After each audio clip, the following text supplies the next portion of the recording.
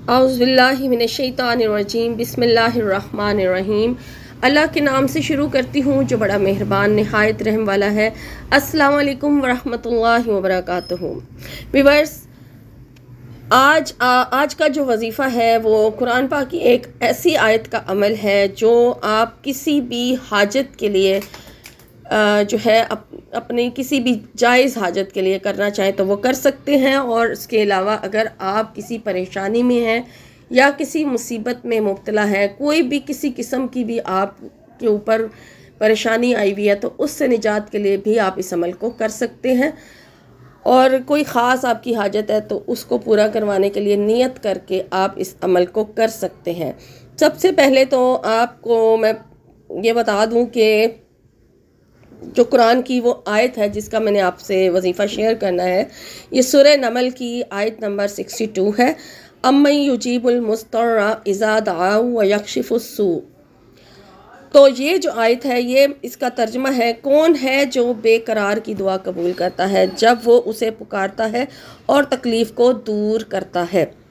ठीक है, ये आयत है जिसका अमल आपसे शेयर करने जा रही हूँ।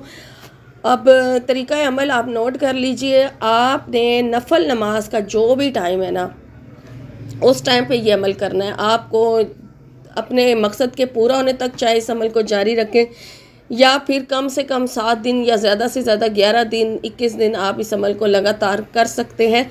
लेकिन जो दिन पहले दिन जो टाइम आपने पहले दिन सेलेक्ट किया है ना, फिर उसी टाइम पर आपको रोज़ाना ये अमल करना होगा। अब आपको तरीका बता देती हूँ कि किस तरह करना है। 2 रकात नफल हाजत के पहले तो आप बावज़ू हो जाए। अगर आप किसी नमाज के साथ कर रहे हैं, नमाज जिसके साथ नफल अदा हो सकते हैं, सबसे बेहतरीन टाइम होता है तहज्जुद की नमाज का टाइम। ठीक है, उस टाइम आप ये अमल कर लें। तो 2 रकात हाजत की नियत करके आपने रकत जो है ये नफल नमाज सिंपल तरीके से अदा कर लेने हैं। और उसके बाद फिर आपने 7 मरतबा दरूद इब्राहिमी पढ़ना है और अपने मकसद की जो दुआ है, नियत है, वो कर लेनी है।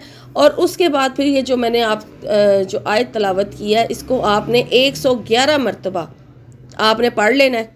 ठीक है, एक बार शुरू में ताउज़ भी पढ़ लें, तस्मिया भी पढ़ लें, और उसके बाद आपने इसको 111 मरतबा इस आयत को पढ़ लेना है।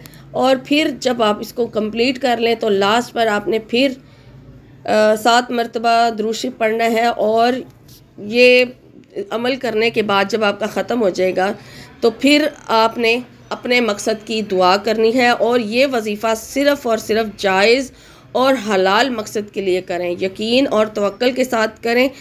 और अगर आपको ये वीडियो फ़ायदा देती है, यानी कि आपको ये अमल फ़ायदा दे रहा है, तो आप आगे भी इसको ज़रूर शेयर करें ताकि किसी के साथ शेयर करें उसका भला हो आपकी वजह से, तो फिर उसकी वजह से आपकी भी हाजत जो है वो पूरी हो जाए।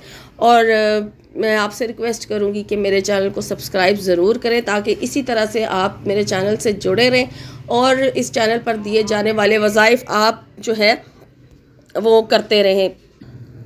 और इसी तरह ताकि आप मेरे चैनल से वज़ाइफ हासिल करते रहें और आपका भी भला होता रहे और आगे भी आप शेयर करते रहें।